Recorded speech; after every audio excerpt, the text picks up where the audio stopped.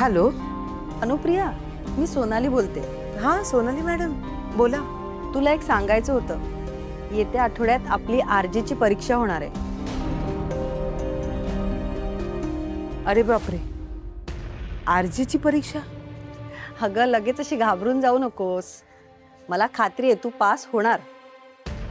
मला फक्त तुला एवढंच सांगायचं होतं की तू चांगली तयारी कर.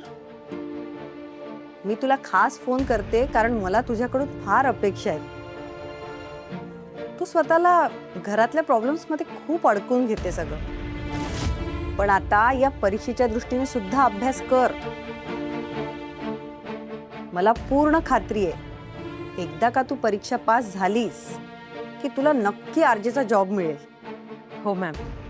आणि त्या बाबांनी तुला सांगितलंय म्हणून म्हणत नाहीये मी हे. मला तुझ्यावर पूर्ण कॉन्फिडन्स आहे म्हणून सांगते. हो मॅम, नक्की. चल क्लासमध्ये भेटूच. बाय. हो. अच्छा.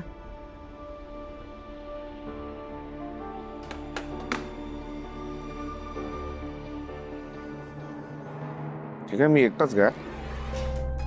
बाकीच्यांचं झालं, तुम्हाला उशीर झाला ना यायला. हा. मग हे कोणासाठी आहे? माझे बस ना, तू वाट नको बघत जाऊ, खाऊन घे. बस.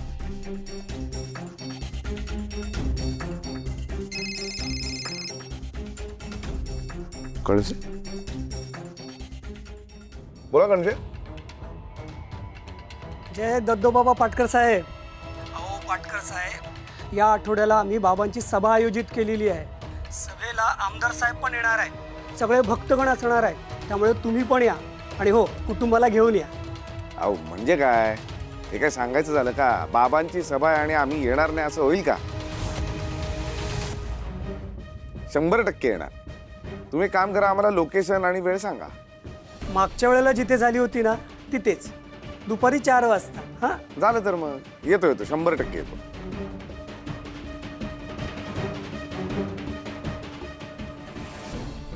हां हां पाटकर साहेब, तुमच्या बायकोला आणि बहिणीला आज ऑफिसला यायला सांगा.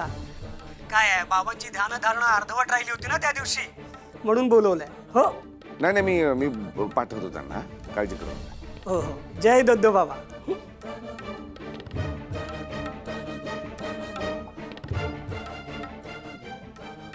सभा आहे का बाबांची? हो,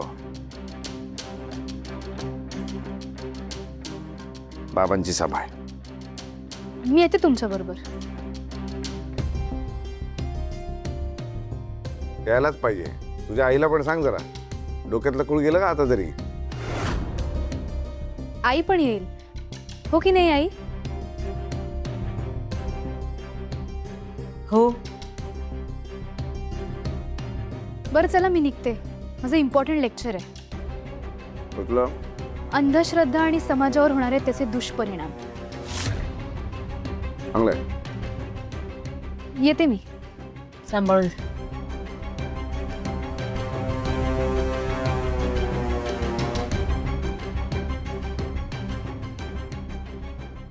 ही मला टोमणा मारून गेली का? नाही, असेल लेक्चर. तुम्हाला उशीर होत्या ना, खाऊन घ्या. खाऊन घ्या ना. बरं, सगळ्यात महत्वाचं, आज बाबांनी तुला आणि रेवतीला बोलवलंय ऑफिसमध्ये. प्लीज जा आठवणीने.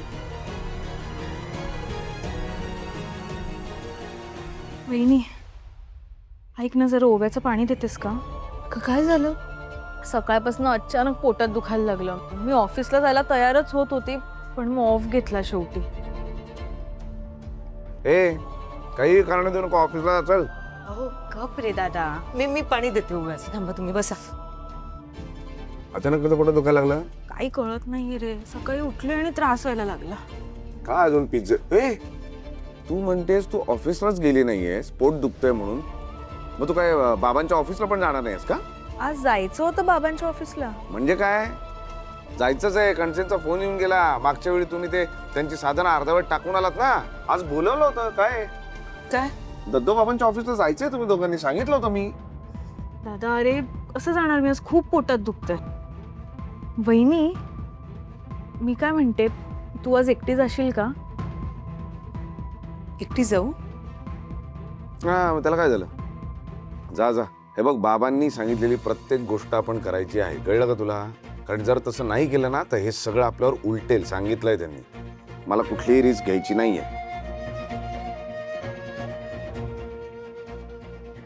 खर तर मी जायला हवं, त्या बाबाची माहिती पण काढता येईल.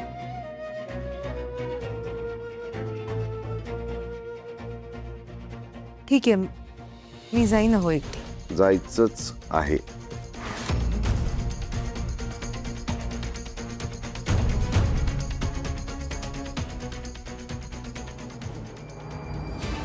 त्या बाबाला एक्सपोज करायची वेळ आली आहे. म्हणजे म्हणजे या आठवड्यात सभा भरवली आहे बाबाने, दुपारी 4 वाजता. That's great. मी आता सरांना फोन करून कळवतो. पण त्यांना वेळ तर असायला हवा ना. अशा कामासाठी आहे ना सर वेळ काढणार. त्या खोट्यारड्या आणि नीच बाबाचं भूत माझ्या घरच्यांच्या डोक्यावरून उतरलंच पाहिजे. बाबा, रेवती आणि अनुप्रिया येत आहेत. आनंदी आनंद, आनंदी आनंद. राधा बाळा, तू इथे कशी आलीस? अहो पप्पा, आज माझा वाढदिवस आहे, विसरला तुम्ही? मला गिफ्ट घ्यायला जायचंय. कणसे, आज बर्थडे आहे तुझा? हो. कणसे, तू बोलला नाहीस मला आज राधाचा बर्थडे आहे म्हणून. आत्ताच्या आत्ता जा आणि तिच्या आवडीचा बर्थडे केक घेऊन ये, जा. बाबा, केक वगैरे कशाला उगाच? अरे कशाला म्हणजे काय, सेलिब्रेशन व्हायलाच पाहिजे, केक तर कापायलाच पाहिजे. राधा, केक हवा की नको? हो. बा, तिला पण केक हवाय. जा पटकन जा आणि केक घेऊन ये, आणि स्वतः जा, उगाच कोणाला तरी पाठवत बसू नको, जा. मी स्वतः जाऊन केक आणतो. बाळा, तू इथेच थांबा, मी केक आणतो. आणि हो, बाबांना त्रास देऊ नकोस हा. आलोच मी.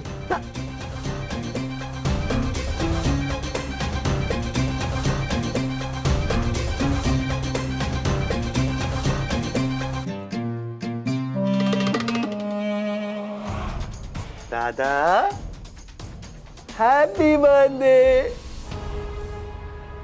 आज आम्ही तुला एक छानस बर्थडे गिफ्ट देणार. हा,